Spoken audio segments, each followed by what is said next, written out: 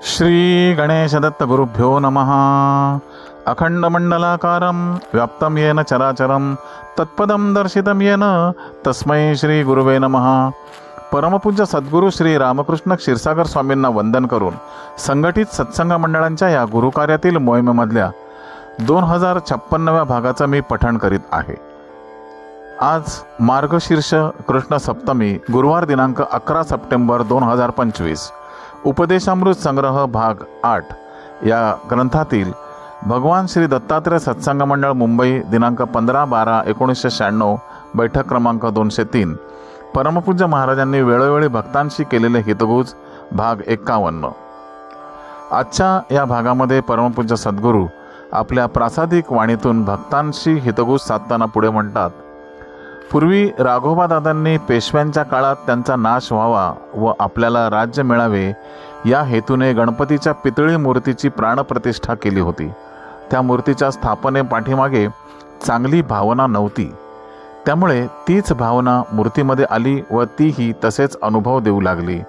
राघोबादादांच्या या घटनेमुळे निर्वंश तर झालाच, परंतु ती मूर्ती पेशव्यांनीही पूजेत ठेवली होती, म्हणून पुढच्या पेशव्यांवर संकटे येत गेली, खून झाले व अशा रीतीने पेशवे घराणे पार संपून गेले। तेव्हा तुम्हीही सर्वांनी मूर्तीची प्राणप्रतिष्ठा करताना सावध राहा। चांगला उद्देश मनात ठेवूनच मूर्तीची प्राणप्रतिष्ठा होणे गरजेचे असते।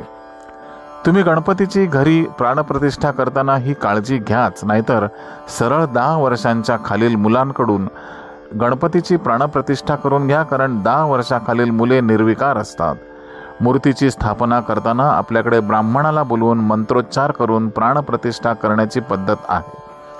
मंत्रोच्चार कानावर येत राहिल्याने मूर्ती स्थापन करणाऱ्या मनुष्याच्या मनात त्यावेळी दुसरे कोणतेही विचार येऊ शकत नाहीत। सार्वजनिक गणपती बसवताना मात्र तेवढी काळजी घेण्याची जरूर नसते, कारण तो एक फक्त देखावाच असतो। ईश्वरी मूर्तींना रोज पूजेमध्ये अभिषेक केल्याने कालांतराने त्या खडबडीत होतात, काही वेळा तर त्या दुभंगालाही लागतात। अशा वेळी त्या ईश्वरी स्वरूपाची नवीन मूर्ती देवघरात प्राणप्रतिष्ठा करून स्थापन करावी व नंतर पूर्वीच्या खडबडीत दुभंगलेल्या मूर्तीचे मनात कोणतीही शंका न आणता पाण्यात विसर्जन करावे। नवीन मूर्तीमध्ये ईश्वरी शक्ती पूर्वीप्रमाणेच प्रगट होतच असते। पंढरपूरच्या पांडुरंगाच्या मूर्तीवरही वर्ष पंचामृताचा अभिषेक चालू असल्याने हल्ली मूर्तीवर पंचामृताचा प्रत्यक्ष अभिषेक न करता मूर्तीला जे नवीन चांदीचे चरण करून घेतले आहेत त्या चरणांवरच फक्त पंचामृताचा अभिषेक करताना दिसून येतं। प्रत्यक्ष मूर्तीला फक्त पाण्याचा अभिषेक चालू असतो। हे तुम्ही आनंद यात्रेच्या वेळी पाहिलेच असेल। आपल्या या धर्मात ईश्वराच्या मूर्तीबरोबरच ईश्वराच्या तसबिरींची पूजा करण्याची प्रथा सुरू झाली आहे। ज्या भक्तांचे भाव अतिशय उच्च असतात त्यांच्या भावना त्या ईश्वरी शक्तीपर्यंत पोचत असतात। असे भक्त जेव्हा फोटोला नमस्कार करतात तेव्हा त्या ठिकाणी अतींद्रिय शक्ती कार्यरत होत असते व ती भक्तांचे चित्त वेधून घेते आणि अतींद्रिय ज्ञान प्रकट होते। या अतींद्रिय ज्ञानातूनच भक्ताला खूप वेळा त्याच्या प्रश्नांची उत्तरे मिळतात, तर कधी निरनिराळ्या आज्ञाही होत असतात। म्हणूनच सर्व भक्तांना अडचणी आल्यावर फोटोपाशी प्रार्थना करण्यास आम्ही सांगत असतो।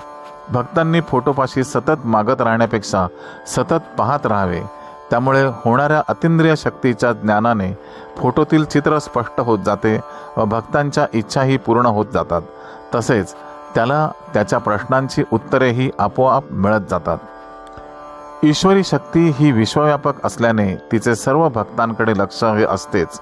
मूर्तीला फोटोला नमस्कार केल्यानेही त्याला ईश्वरी शक्तीची अनुभूती येऊ शकत असते। भक्ताचे भाव श्रद्धा पाहून भगवंत त्या भक्ताच्या स्वप्नातही त्याला जाऊन दर्शन देत असतात। तुम्हाला या सर्वांचा थोडाफार का होईना अनुभव हा आलाच असेल। ईश्वरी शक्ती स्वप्नात येऊन जेव्हा दर्शन देते व मार्गदर्शन करते तेव्हा भक्ताला साधारणपणे अभिप्रेत असलेल्या रूपात दर्शन देत असते।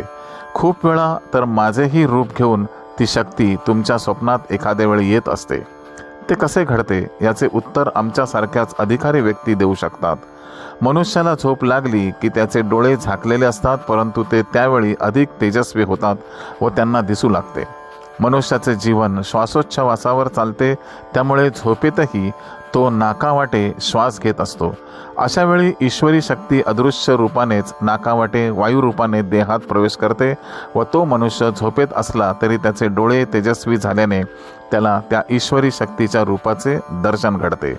ईश्वरी शक्ती जशी नाकावाटे आत वायू रूपाने प्रवेश करत असते, तशीच काही वेळा दुष्ट शक्ती ही मनुष्याच्या देहात श्वासावाटे प्रवेश करीत असते. त्यामुळेच अशा वेळी मनुष्याला वाईट स्वरूपाची वेडी वाकडी स्वप्ने पडतात. ज्या मनुष्याची ईश्वरावर गुरूंवर भक्ती असेल त्याला त्यांची स्वप्नदर्शनं होत राहतात.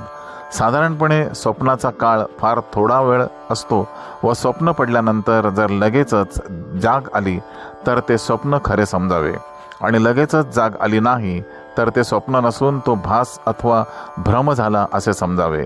माझ्या कल्पनेप्रमाणे अनेक भक्तांना आजपर्यंत त्यांच्या भक्तीप्रमाणे त्या शक्तीने माझ्या रूपात येऊन माझी दिव्य रूप दर्शने दिलेली आहेत व अजूनही जुन्यांबरोबर नवीन पूर्वी कधीही मला न पाहिलेल्या माणसांनाही माझे प्रत्यक्ष दर्शन होण्यापूर्वीच स्वप्नदर्शन दिल्याचे आढळून येते. या अशा घटना फक्त अधिकारी पुरुषांच्या तसेच पूर्णत्व आलेल्या व्यक्तींच्या बाबतीतच घडू शकतात. त्यामुळेच या व्यक्ती अनेकांच्या स्वप्नात एकाच वेळी येऊ शकतात. इतरांना ते शक्यच नसते. जे गुरु शिष्यांचा संशय नाहीसा करू शकतात तेच खरे सद्गुरू होण्याच्या पात्रतेचे समजा. असे गुरु भक्तांच्या किंवा शिष्यांच्या जीवनातून कधीही नाहीसे होत नसतात, तर तेच गुरु त्यांच्या भक्तांना किंवा शिष्यांना जन्मोजन्मी नरदेहात आल्यावर त्यांच्या जीवनात येत असतात व पुन्हा पुन्हा जीवनात आधार देण्याचे कार्य करीत असतात. तुमच्या व माझ्याही बाबतीत तेच आहे. त्यामुळेच मी तुम्हाला अनंत जन्मापासून ओळखत आहे हे लक्षात घ्या. तुम्ही सर्वजण अतिशय सामान्य आहात, तेव्हा तुम्ही तुमच्या गुरूंना जेवढा मान देता तेवढाच मान समाजातील इतर संतांचे दर्शन झाल्यावर त्यांनाही द्या. वर्णानाम ब्राह्मणो हो गुरु हेही लक्षात घ्या. या मार्गात संत व्यक्ती कितीही थोर असल्या तरी त्यांनी जन्म घेतलेल्या कुळांचाही त्यांच्यावर प्रभाव होत असतो. संत तुकाराम हे वैश्य कुळात जन्माला आले होते. त्यांना ईश्वराची अनुभूतीही आली होती, परंतु त्यांनी कधीही ब्राह्मण गुरूंची बरोबरी केली नाही की त्यांचा दुश्वासही केला नाही. छत्रपती शिवाजीराजे जेव्हा त्यांच्याकडे शिष्यत्व घेण्यासाठी आले तेव्हा त्यांनी राजांना खुल्या मनाने समर्थ रामदास स्वामींचेकडे शिष्य होण्यासाठी पाठवले. गुरु होण्याचा अधिकार शास्त्राप्रमाणे फक्त ब्राह्मण व्यक्तीलाच आहे हे त्यांना ठाऊक होते. हल्ली हा प्रकार कुठेही दिसून येत नाही. मुळात ब्राह्मण व्यक्ती ही जी ब्रह्मज्ञान जाणते समाजात सापडणे दुर्मिळ झाले आहे. जन्माने ब्राह्मण खूप दिसतील पण ब्रह्मज्ञान जाणणारा एकही दिसत नाही. अशी खास व्यक्ती 100 वर्षातून एखादीच येथे जन्माला येत असते. तुम्ही भाग्यवान असल्यानेच तुम्हाला या सर्व कसोटीत बसणारी व्यक्ती गुरुस्थानी लाभली आहे. अर्थात या गोष्टी तुमच्या कोणाच्याही लक्षात येणाऱ्या नाहीत. तेव्हा कोणताही संशय मनात न आणता आम्ही जे सांगत आलो आहोत त्यावर चिंतन करा. त्यामुळे तुम्हालाही चांगले विचार सुचतील. बुद्धी ही प्रगत होईल. परमार्थ करीत जा. तुम्ही जे कर्म कराल तशी आकृती तुमच्यामध्ये दिसत असते. परमार्थाचे, कर्माचे, उपासनेचे भाव आकृतीत यायला पाहिजेत. थर्मामीटर लावल्यावर शरीरातील ताप जसा दिसतो तसेच उपासना केल्यावर भक्ताच्या चेहऱ्यावर तेज दिसून येत असते.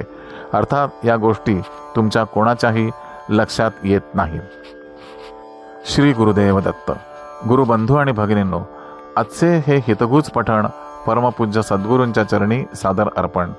या हितगुजाच्या पुढील भागासाठी पुन्हा भेटूया उद्या सकाळी 6 वाजता.